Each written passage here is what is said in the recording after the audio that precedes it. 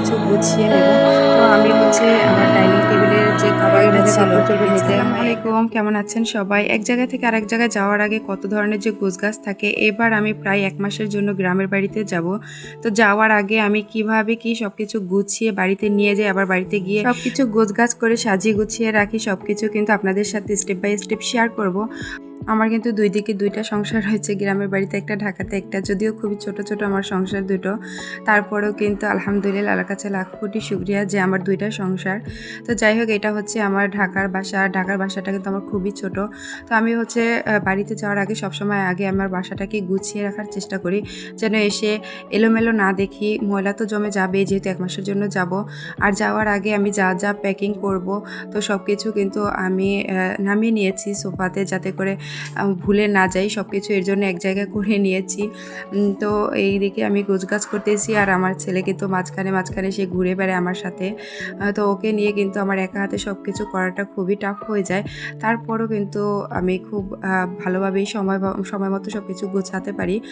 যেহেতু আমি একটুখানি টাইম মেনটেন করে কাজ করার চেষ্টা করি, তো সেক্ষেত্রে কিন্তু সময় মতো আমার কাজটা হয়ে যায়। তো প্রথমে আমি রুম-টুম গুছিয়ে নিয়েছি, এরপর কাপড়-চোপড় যেখানে যা দরকার সব কিছু বের করে রেখে দিয়েছি। এরপরে আমি রান্নায় চলে আসবো। আর এই ভিডিওটা কিন্তু বাড়িতে যাওয়ার আগের দিনের ভিডিও। আমি ১৪ রমজানে বাড়িতে আসছি, আর হচ্ছে ১৩ রমজানের এই ভিডিওটা করা ছিল। তো যাওয়ার আগের দিন আমি যা, যা রান্না করেছি, এখানে আমি হাঁসের মাংস নিয়ে নিয়েছি, ডিম ভুনা করব, ডাল রান্না করব। হাঁসের মাংসটা আমি রান্না করে ডিপ ফ্রিজে রেখে দেবো একদিন আগে। আমার যেহেতু বাড়িতেও একাই থাকতে হয় এসে, মানে যার যার তার সবার আলাদা আলাদা সংসার, বাড়িতে এসেও আমাকে আমার তা সব কিছু করতে হয়। তো এর জন্য আমি বাড়িতে আসার আগে আমার মানে রান্নাবান্না কিছু টুকটাক করে নিয়ে আসি, যেন এসে আর কি রান্নার ঝামেলাটা একটু কম হয়। তো এইখানে আমি বেশি করে ছোলা ভুনা করেও নিয়েছি। এই ছোলাটাকেও আমি ডিপ ফ্রিজে রেখে দেবো, যেন বাড়িতে যেদিন আসবো সেই দিন যাতে আর ইফতারের জন্য তেমন বেশি একটা ঝামেলা না থাকে। অল্প কিছু দিয়ে যাতে ইফতারটা সেরে নেওয়া যায়। আর ওই দিনের যে রাত্রে খাবারটা খাবো, তো এর জন্য কিন্তু আমি এখানে ডিম ভুনা আর ডাল রান্না করে নিয়েছি সেহরির জন্য আর কি। সেহরির খাবার খেয়ে আর সেদিন ঘুম হবে না, কারণ আবার ভালোভাবে সব কিছু গোছগাছ করে সকালেই গাড়ির টিকিট কাটা হয়েছে, সকালে কিন্তু চলে আসতে হবে। তো এর জন্য সেহরির জন্য আমি ডিম ভুনা করে নিয়েছি, আর পরের দিন যে বাড়িতে এসে ইফতারের পরে খাবো, তো এর জন্য কিন্তু আমি হাঁসের মাংস রান্না করে নিয়ে ডিপ ফ্রিজে রেখে দিব, যাতে করে বরফ হয়ে যায় আর নিয়ে আসা যায় আর কি। বাড়িতে এসে আমাকে সব কিছু নিজেরটা নিজে গুছিয়ে নিতে হয়, তো তখন কিন্তু রান্নাবান্নার করাটা অনেক ঝামেলার হয়ে যায়। এই জন্য আমি যখনই বাড়িতে আসি, আসার আগে কিছু না কিছু রান্না করে আমি ডিপ ফ্রিজে রেখে দেই, যেন অন্তত এসে রান্নার ঝামেলাটা না থাকে। তো এই তো আমার হচ্ছে রান্নাবান্না সব কিছুই শেষ। এখন আমি আস্তে আস্তে করে সব কিছু গুছিয়ে নেব। তো আমি হচ্ছে আমার ডাইনিং টেবিলের যে কভারটা ছিল আর কি বিছানো, তো ওইটাকে আমি বাড়িতে নিয়ে আসব। আর আমি নতুন একটা ডাইনিং টেবিলের জন্য টেবিল ম্যাট কিনেছি, তো ওইটা হচ্ছে আমি ঢাকাতে রেখে দিব। দুইটা একই ক্যাটাগরির, তবে একটু সামান্য ডিজাইনটা আলাদা। তো যেটা বিছানো ছিল এটাও কিন্তু বেশি দিন আগে কেনা হয়নি, তো এইটাকে আমি বাড়িতে নিয়ে আসব। আর নতুনটা আর কি ঢাকাতে যখন আবার বাড়ি থেকে যাব, তখন কিন্তু আমি ডাইনিং টেবিলে বিছিয়ে নেব। এখন কিন্তু খালিই থাকবে। তো আমার ২ টা যেহেতু সংসার, যখন যেখানে যেটা ভালো লাগে আমি কিন্তু এরকম আনা নেয়া করি।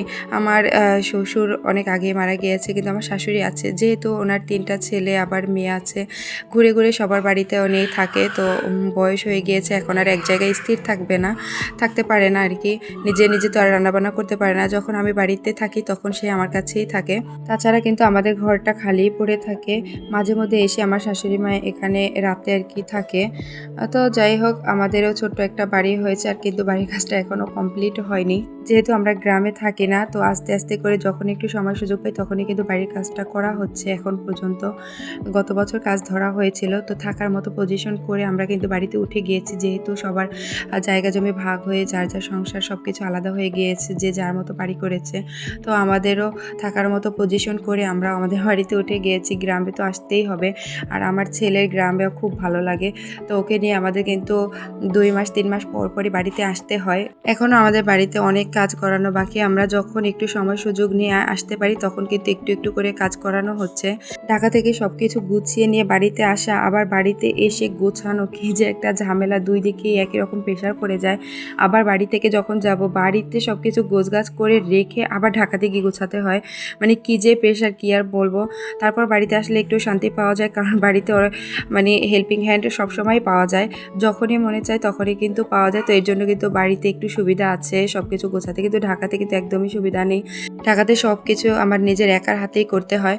তো যাই হোক, এখন আমি ব্যাগ গুছিয়ে নিয়েছি। আমাদের ব্যাগের মধ্যে আমাদের মা ছেলের কাপড় চোপড়ই কিন্তু হয়ে যায়, ওর বাবার আর একদমই জায়গা থাকে না। ওর বাবাকে আলাদা ব্যাগের মধ্যে কাপড় চোপড় নিতে হয়। একটা লাগেজে শুধু আমার আর আমার ছেলের কাপড় চোপড়ই ধরে।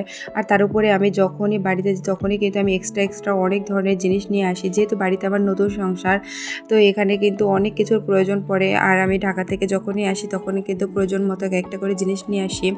আর এই তো আমার ছেলের জন্য কিছু শপিং করেছিলাম, ওর শপিংগুলো এখনও বের করা হয়নি। ওর জন্য শপিং করতে গেলে অনেক কেনাকাটা হয়ে যায়। তো আরও সবার জন্য শপিং করা হয়েছে, যার যারটা তাকে আমি দিয়ে দিয়েছি। আর এখন হচ্ছে আমি ওর কাপড় চোপড়গুলো ভাঁজ করে নেব। ওর কাপড় চোপড় ভাঁজ করতে গেলে আমার অনেকটা সময় লেগে যায়, কোনটা থেকে কোনটা রেখে আসবো, কোনটা নিয়ে আসবো, কারণ বাচ্চা মানুষ কাপড় চোপড় অনেক বেশি লাগে। আর যেহেতু এবার আমি প্রায় 1 মাস থাকবো বাড়িতে, 1 মাস না হলে 20 থেকে 25 দিন থাকা হবে। তো সেক্ষেত্রে কিন্তু কাপড় চোপড়ের পরিমাণটা অনেক বেশি লাগবে, আর বাচ্চা মানুষদের তো কাপড় চোপড় অনেক বেশি নোংরা হয়ে যায়। আর এই তো এদিকে হচ্ছে সবার জন্য টুকিটাকি কেনাকাটা করেছিলাম, আমার শাশুড়ির জন্য আর আমার নিজের মায়ের জন্য একই রকম কাপড় কিনেছি। আর হচ্ছে আর আমাদের আরও একজন সদস্য নতুন হয়েছে, মেয়ে বাবু, তো ওর জন্য আমরা কিছু কাপড় চোপড়ও কিনে নিয়ে আসছি এখানে। তো এগুলো সবই কিন্তু প্যাকিং করে নেব। মেয়েদের ড্রেসগুলো না বেশি সুন্দর হয় ছেলেদের থেকে। আর এই তো সব কিছু গোছগাছ করে নেব।